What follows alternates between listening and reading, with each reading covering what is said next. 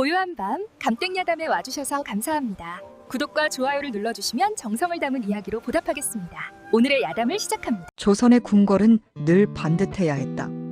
반듯함은 아름다움이 아니라 채통이었다. 채통은 왕의 얼굴이었고 얼굴은 나라의 뼈대였다.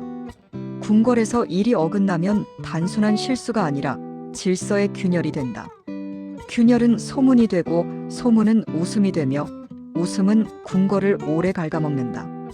그날의 궁궐은 완벽해 보였다. 새벽 공기는 차분했고 뜰은 가지런했으며 조회당 앞마당의 줄은 곧게 설 준비를 마쳤다. 내시들은 소리를 죽인 채 움직였고 궁녀들은 치맛자락을 얌전히 붙들었다. 모든 것이 정돈된 하루였다. 바로 그런 날 가장 어울리지 않는 존재가 찾아왔다. 벌이었다. 벌은 들판의 손님이다. 꽃과 꿀과 햇살을 좇는 작은 날개. 궁궐의 기와와 비단과 규율을 알 리 없다. 그러나 규율을 모르는 존재가 궁궐에 들어오면 궁궐의 규율은 순식간에 얇아진다. 사건의 시작은 수라간이었다. 상궁 오연부는 왕의 아침 수라를 책임지는 사람이었다. 오연부는 깔끔했고 정확했고 무엇보다 왕의 기분을 예민하게 읽었다. 왕이 피곤하면 국물의 온도를 바꾸고 왕이 짜증나면 반찬의 향을 줄였다. 궁궐에서 살아남는 것은 음식이 아니라 눈치였다. 오연부는 최근 왕이 유난히 지쳐 보인다는 사실을 알았다. 그래서 왕의 기운을 돋우려 했다. 방법은 단순했다. 꿀이었다. 꿀은 귀하다. 귀한 것은 효과가 있다고 믿어진다. 꿀을 올리는 것은 정성이며 정성은 곧 충심처럼 보인다. 문제는 꿀이 달다는 점이다. 달면 벌이 온다. 벌은 꿀을 찾는 존재다. 오연부는 장터에서 큰 꿀 항아리를 들여왔다. 뚜껑은 두꺼웠고 항아리는 단단했다. 사람들은 믿었다. 이 정도면 괜찮다고. 자연은 사람의 믿음을 비웃는다. 꿀 항아리는 조회당 근처를 지나게 되었다. 궁궐의 동선은 엄격해야 하지만 그날은 하필 물자가 몰렸다. 잠깐의 겹침, 잠깐의 방심. 그 잠깐이 천하를 흔드는 시작이었다. 조회 준비를 감독하는 내시 강만득은 공기의 냄새를 먼저 느꼈다. 달큰한 향기. 궁궐에서 달큰한 향은 흔치 않다. 향은 보통 차분해야 한다. 달큰함은 장터의 냄새다. 강만득은 고개를 들었다. 윙. 처음엔 먼지처럼 보였다. 햇살 속 작은 점들. 그러나 점들은 모여 있었고 모여 있는 것은 물이었다. 무리는 방향을 가졌다. 방향이 있다는 것은 목적이 있다는 뜻이다. 벌떼가 조회당 쪽으로 내려오고 있었다. 벌 한 마리는 성가시다. 벌떼는 재난이다. 특히 궁궐에서. 궁궐은 재난을 두려워하지 않는다. 궁궐은 재난이 우스워지는 것을 두려워한다. 벌을 쫓으려 손을 휘젓는 대신들이 떠오르는 순간 강만득은 속이 꺼졌다. 그 장면은 기록되지 않아도 영원히 남는다. 강만득은 소리를 내지 않으려 했다. 소리를 내면 공포가 번진다. 공포가 번지면 본능이 튀어나온다. 본능이 튀어나오면 채통이 무너진다. 그래서 궁궐은 항상 같은 선택을 한다. 조용히 덮기. 강만득은 손짓으로 내시들을 움직였다. 향로를 옮기고 동선을 비틀고 사람들의 시선을 돌렸다. 하지만 벌은 시선을 돌리지 않는다. 벌은 냄새를 따른다. 조회당 앞에는 향로가 피워져 있었다. 향은 거룩함의 상징이다. 하지만 벌에게 향은 또 다른 표적이었다. 벌떼는 향로 주변을 돌기 시작했다. 신하들이 하나둘 모여 줄을 섰다. 근엄한 얼굴들. 근엄함은 채통이고 채통은 궁궐의 갑옷이다. 그 갑옷 위로 벌이 날기 시작했다. 신하 한 명의 갑 근처에 벌이 스쳤다. 갓은 채통이다. 채통에 벌이 닿으면 이성은 얇아진다. 그 신하는 움직이지 않으려 했다. 움직이면 우습다. 우스우면 끝이다. 그러나 움직이지 않으면 더 무섭다. 본능은 몸속에서 터진다. 어깨가 아주 미세하게 움찔했다. 미세한 움찔이 옆 사람에게 옮겨갔다. 옆 사람도 움찔했다. 줄 전체가 아주 조금 흔들렸다. 조선의 줄은 한치도 흔들리면 안 된다. 줄이 흔들리면 조회가 흔들리고 조회가 흔들리면 나라가 흔들린다. 벌떼는 점점 낮게 내려왔다. 소리는 점점 커졌다. 윙윙. 사람들의 눈동자가 커졌다. 눈동자가 커지면 숨이 짧아진다. 숨이 짧아지면 손이 근질거린다. 그 손이 움직이면 끝이다. 바로 그때 왕의 행차가 시작됐다. 왕 이경연은 일정한 속도로 걸었다. 왕은 급하면 안 되고 느려도 안 된다. 왕의 속도는 나라의 속도다. 왕이 마당에 들어서는 순간 벌 한 마리가 용포자락을 스쳤다. 왕의 채통을 벌이 스쳤다. 왕의 손끝이 아주 조금 들렸다. 그 미세한 동작 하나에 내시들의 간이 조여왔다. 왕이 흔들리면 모두가 흔들린다. 왕비 서연화는 멀리서 그 장면을 보았다. 왕비는 단정함으로 궁을 지키는 사람이다. 왕비는 단정하게 결론을 내렸다. 오늘 조회는 위험하다. 그 순간 결정타가 날아왔다. 수라간에서 준비한 꿀차가 단상 근처를 지나가고 있었다. 오연분의 선의가 만든 달큰한 향이 바람을 탔다. 벌떼가 반응했다. 향로에서 방향을 틀었다. 그리고 단상, 왕이 앉을 자리로 몰려왔다. 사람들의 머릿속에 동시에 떠올랐다. 조회는 끝났다. 아직 시작도 하지 않았는데 끝나버릴 것이다. 벌떼가 단상 위로 내려오는 순간 궁궐의 채통은 가장 얇아졌다. 이제 남은 것은 하나였다. 이 난리를 어떻게 채통 있게 끝내느냐. 그리고 그 채통 있는 해결이 어떻게 더 큰 대참사가 되느냐. 벌떼는 단상으로 몰려왔다. 몰려온다는 것은 목표가 있다는 뜻이고 목표가 있다는 것은 떠나지 않는다는 뜻이다. 떠나지 않는 벌떼 앞에서 조회는 열릴 수 없었다. 왕 이경연은 단상 앞에 멈춰 있었다. 왕은 아직 앉지 못했다.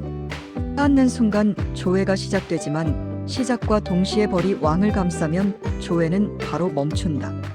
열리자마자 멈추는 조회는 나라의 채통을 찢는다. 왕비 서연화는 단정하게 공기를 얼리고 있었다. 왕비는 이미 판단했다. 오늘은 무리수를 두면 안 된다. 벌을 쫓는 장면이 크게 보이면 조선은 벌에게 졌다는 웃음이 된다. 궁궐에서 가장 위험한 것은 패배가 아니라 우스움이다. 우스움은 오래 산다. 내시 강만득은 머릿속에서 가능한 모든 방법을 굴렸다. 불을 쓰면 연기가 왕에게 간다. 부채질을 하면 벌이 흩어진다. 병사를 부르면 발소리가 난다. 발소리는 백성들에게까지 퍼진다. 그래서 남는 선택지는 언제나 하나였다. 가리는 것. 궁녀들이 커다란 비단 천을 들고 나왔다. 비단은 원래 연회를 위한 것이었다. 그 비단이 오늘은 벌을 막는 방패가 되었다. 궁궐의 비단이 벌을 막는 순간 이미 코미디는 준비되었다. 하지만 궁궐의 코미디는 터지지 않는다. 궁궐의 코미디는 참는 얼굴 속에서 익는다. 궁녀들은 천을 단상 앞에 펼쳤다. 바람을 막고 시선을 막고 벌의 방향을 바꾸려는 시도였다. 천이 펄럭이지 않게 천천히 움직였다. 조용히, 아주 조용히. 그러나 벌은 조용함을 모른다. 벌은 냄새를 따른다. 꿀차의 향이 아직 공기에 남아 있었다. 향로의 향도 남아 있었다. 달큰함과 단향이 뒤엉킨 궁궐의 공기는 벌에게는 잔치였다. 벌떼는 천 앞에서 잠깐 흔들렸다. 사람들은 숨을 삼켰다. 혹시 해결되는가? 혹시 채통을 지키는가? 희망은 가장 위험한 순간에 온다. 희망이 오면 긴장이 풀린다. 긴장이 풀리면 본능이 튀어나온다. 바로 그때 벌떼가 천의 아래 틈으로 꺾였다. 천은 완벽한 벽이 아니었다. 아래에는 언제나 틈이 있다. 틈은 벌에게 문이었다. 벌이 천 아래로 들어오는 순간 사람들의 이성은 동시에 얇아졌다. 신하들의 눈동자가 커졌다. 커진 눈동자는 본능을 부른다. 어떤 신하가 갓을 눌렀다. 갓이 흔들리면 채통이 흔들린다. 채통이 흔들리는 순간이 이미 채통의 붕괴다. 또 다른 신하가 소매를 살짝 쳤다. 소매를 치는 움직임은 작았지만 옆 사람에게는 시작처럼 보였다. 사람은 위험 앞에서 남의 움직임을 따라한다. 따라하면 덜 무섭기 때문이다. 따라하는 움직임이 번지기 시작했다. 소매가 들리고 발끝이 빠지고 어깨가 움찔했다. 그 움찔함이 줄을 흔들었다. 조회는 줄로 시작한다. 줄이 무너지면 조회가 무너진다. 벌 한 마리가 신하의 목덜미를 스쳤다. 목덜미는 본능의 자리다. 본능은 생각보다 빠르다. 신하는 움직이지 않으려 했다. 움직이면 우습다. 우스우면 끝이다. 하지만 움직이지 않으면 더 무섭다. 본능은 몸 안에서 폭발한다. 어깨가 미세하게 움찔했다. 미세함이 옆 사람의 눈에는 크게 보인다. 크게 보이면 공포는 더 커진다. 공포는 참음을 만든다. 참음은 얼굴을 만든다. 참는 얼굴은 우스워진다. 우스워진 얼굴을 본 옆 신하가 입술을 꽉 다물었다. 입술을 꽉 다무는 얼굴은 웃음을 참는 얼굴이다. 웃음을 참는 얼굴은 가장 위험하다. 참으면 참을수록 폭발은 커진다. 왕 이경현은 단상 앞에서 그 장면을 보고 있었다. 조선의 대신들이 벌 앞에서 미세하게 무너지는 장면. 왕은 근엄해야 했다. 왕이 흔들리면 나라가 흔들린다. 그러나 황당함은 근엄함을 얇게 만든다. 근엄함이 얇아지면 숨이 샌다. 숨이 새면 얼굴이 우스워진다. 왕의 입가가 아주 미세하게 떨렸다. 강만득은 그 떨림을 보았다. 내신은 왕의 미세함을 읽는 사람이다. 그는 알았다. 왕이 인간이 되는 순간이 가까워지고 있다. 왕비 서연화는 더 단단해졌다. 단단함은 결단이다. 결단은 상황을 끝내려는 의지다. 왕비는 꿀차를 치우게 했다. 향로를 더 멀리 옮기게 했다. 비단천을 더 넓게 펼치게 했다. 하지만 벌떼는 이미 흥분해 있었다. 흥분한 벌은 더 낮게 난다. 낮게 나는 벌은 얼굴로 간다. 얼굴로 오는 벌은 채통을 찢는다. 신하 한 명의 코끝이 간질거렸다. 간질거림은 재채기를 만든다. 재채기는 소리다. 소리는 벌을 자극한다. 그 신하는 재채기를 참았다. 참음은 얼굴을 우스워지게 한다. 우스움이 마당에 가득 찼다. 벌은 날고 사람은 참으며 참는 얼굴은 무너지고 무너지는 얼굴은 옆 사람을 흔들었다. 그렇게 조회당 앞마당은 조용한 난리가 되었다. 조용한 난리는 난리보다 더 우습다. 우스움은 웃음을 부른다. 웃음이 터지면 끝이다. 강만득은 느꼈다. 이제는 벌을 막는 것이 문제가 아니다. 사람들의 참음을 막는 것이 문제다. 그리고 마침내 벌떼가 단상 앞으로 크게 한번 솟구쳤다. 윙! 그 소리는 마당 전체의 인내를 흔들었다. 누군가의 숨이 새어나왔다. 아주 작은 숨. 웃음이 되기 직전의 숨. 그 숨이 문이었다. 이제 남은 것은 3회차에서 터진다. 조회는 멈출 것이다. 벌보다 먼저 채통이 무너질 것이다. 조회당 앞마당은 아직도 줄을 유지하고 있었다. 그러나 줄은 이미 줄이 아니었다. 반듯함은 남아 있었지만 반듯함 안의 마음은 전부 흔들리고 있었다. 벌떼는 단상 앞에서 검은 천처럼 맴돌았다. 그 검은 흔들림은 단순한 벌무리가 아니라 궁궐의 채통을 시험하는 재앙처럼 보였다. 사람들은 벌을 두려워했지만 사실 더 두려운 것은 따로 있었다. 본능이 튀어나오는 순간이었다. 궁궐은 본능을 숨기는 곳이다. 본능을 숨기는 것이 예의고 예를 숨기는 것이 채통이다. 채통이 무너지면 궁궐은 궁궐이 아니다. 왕 이경현은 단상 앞에서 멈춰 있었다. 왕은 아직 자리에 앉지 못했다. 앉는 순간 조회가 시작되지만 시작과 동시에 벌떼가 내려앉으면 조선은 역사 속에서 가장 우스운 아침을 맞는다. 왕은 근엄했다. 근엄함은 왕의 직업이었다. 그러나 그 근엄함 위로 벌 한 마리가 다시 스쳤다. 용포자락이 아주 미세하게 흔들렸다. 왕의 손끝이 또 미세하게 들렸다. 그 미세함이 문제였다. 왕의 작은 움직임은 궁궐 전체에 파문이 된다. 왕이 흔들리면 모두가 흔들릴 수 있다. 왕비 서연화는 단정하게 그 장면을 보았다. 왕비는 단정함으로 궁을 붙잡는 사람이다. 단정함이 무너지는 순간을 허락하지 않는다. 서연화는 마지막 결단을 내렸다. 오늘 조회를 열지 않는다. 열어서 망가지는 것보다 열지 않고 덮는 것이 낫다. 궁궐은 늘 이렇게 사건을 덮는다. 덮는 것이 채통이다. 하지만 덮기에는 이미 늦었다. 벌떼는 여전히 맴돌고 있었다. 사람들의 본능은 이미 끝까지 올라와 있었다. 모두가 참는 얼굴이었다. 참는 얼굴은 우스워진다. 우스워진 얼굴은 옆 사람의 참음을 무너뜨린다. 참음이 무너지면 웃음이 나온다. 웃음은 벌보다 무섭다. 벌은 떠나면 끝이지만 웃음은 남는다. 강만득은 그 공기를 느꼈다. 웃음이 터지기 직전의 공기. 그 공기는 무겁고 팽팽하고 동시에 너무 황당하다. 황당함은 웃음을 만든다. 신하 한 명의 콧등에 벌이 앉았다. 벌 한 마리였다. 하지만 그 신하에게는 천둥이었다. 그 신하는 움직이지 않으려 했다. 움직이면 우습다.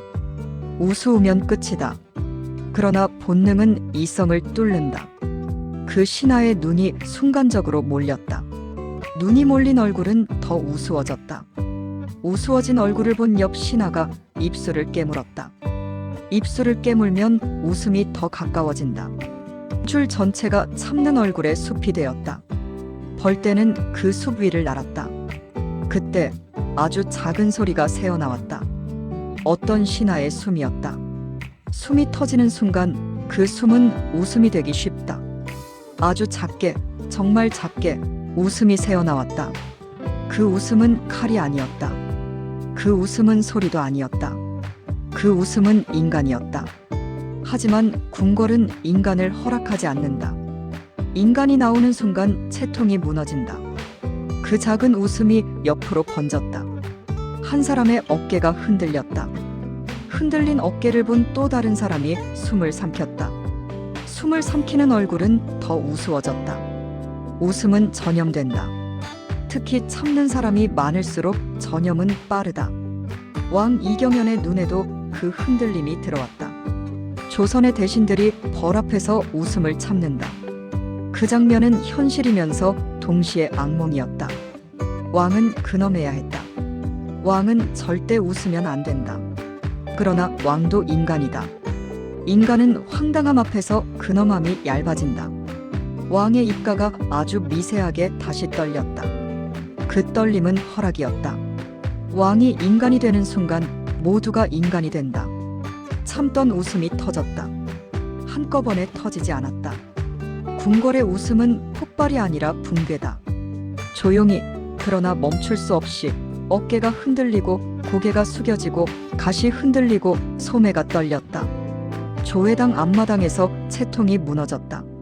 벌떼는 여전히 날고 있었다. 그러나 더 이상 중심은 벌이 아니었다. 중심은 사람들의 얼굴이었다. 왕비 서연화는 그 장면을 보았다.